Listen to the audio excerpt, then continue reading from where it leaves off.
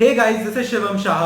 So NEET and JEE Mains examination के बाद लगभग हर स्टूडेंट को आइडिया हो चुका होगा कि उसे अपना डिजायर्ड कॉलेज मिलेगा या नहीं मिलेगा। अगर नहीं मिलता है तो फिर उसके पास तीन ऑप्शन बचता है, दैट इज वो ड्रॉप कर सकता है या फिर पार्शियली ड्रॉप कर सकता है या फिर अपना सफर ही बदल सकता है। So what is dropping a year? Like तुम ड्रॉप कब करते हो?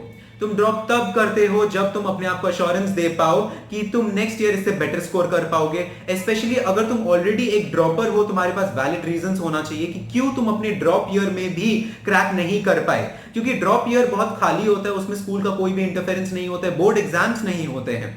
तो इसके बावजूद भी अगर कोई क्रैक नहीं कर पाता है अपना कंपेटिटिव एग्जाम, देन ही और she should have proper valid reasons and अपने आप को अश्योरेंस दिलाना पड़ेगा कि नेक्स्ट ईयर अपनी गलतियां नहीं दोहराएंगे एंड अपने आप को रेक्टिफाई करेंगे एंड नीट या जेईई मेंस क्रैक कर पाएंगे। अगर ये अश्योरेंस दे पाओ तो ही करो, तो फिर ही ड्रॉप करो वापस। So this is the first option. What is the second option? The second option is a partial drop. Partial drop का मतलब क्या होता है? इसका मतलब ये होता है कि तुम एक कॉलेज में एडमिशन लिया हुआ है तुम्हारा एंड इसके साथ साथ तुम एक कोचिंग भी ले रहे हो नीट या जेईई मेंस के लिए। तो ये मैं दो एग्जांपल से समझाने वाला हूं। दोनों ही रियल लाइफ एग्जांपल्स है, मेरे फ्रेंड्स के एग्जांपल है जो स्कूल टाइम में मेरे फ्रेंड्स थे।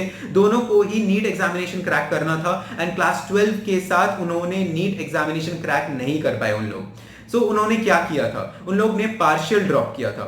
एक ने ज्वाइन किया प्रेसिडेंसी यूनिवर्सिटी बीएससी कोर्स के साथ एंड वो कॉलेज बिल्कुल नहीं अटेंड कर पाया, सेमेस्टर एग्जाम स्किप कर दिया एंड अपना पूरा टाइम नीट के प्रिपरेशन के लिए दिया एंड आज के डेट में वो सेकेंड ईयर में है अपने एक गवर्नमेंट मेडिकल कॉलेज में।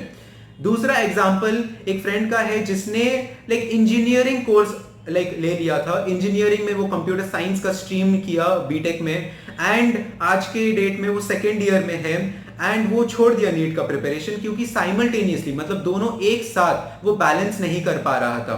क्योंकि कॉलेज में भी 75% अटेंडेंस का क्राइटेरिया था एंड इसके साथ साथ कोचिंग में भी बहुत ज्यादा वक्त लग जा रहा था, तो वो बैलेंस नहीं कर पाया एंड वो कोचिंग का प्लान ड्रॉप कर दिया एंड वो अपना फुल टाइम कॉलेज में दिया। तो आज के डेट में वो एक फ्रीलांसर है, बहुत सारी स्किल्स है उसके पास, वो स्किल्स अपग्रेड भी करता रहता है अपना एंड बहुत सारे इंटर्नशिप्स में भी इन्वॉल्व है। सो जिसके वजह से he is earning a lot in his second year itself. So that's a big thing. Now what happens after this? Partial drop में एक बहुत बड़ा प्रॉब्लम हो जाता है कि तुम अपना दोनों बैलेंस नहीं कर पाते हो क्योंकि कोचिंग टाइम भी होता है, कॉलेज भी होता है। So it's better you either drop या फिर तुम कोई दूसरा कोर्स ले लो क्योंकि दोनों एक साथ नॉर्मली तुम नहीं कर पाओगे। This is what is seen in normal circumstances कि एक स्टूडेंट बैलेंस नहीं कर पाता है। What is the third option? The third option ये कि तुम अपना सफर ही बदल लेते हो।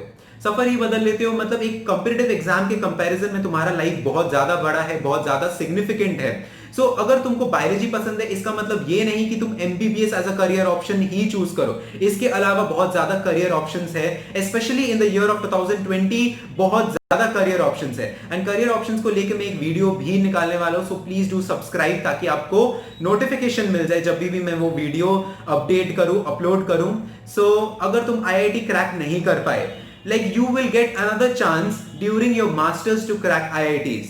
So there's always another chance.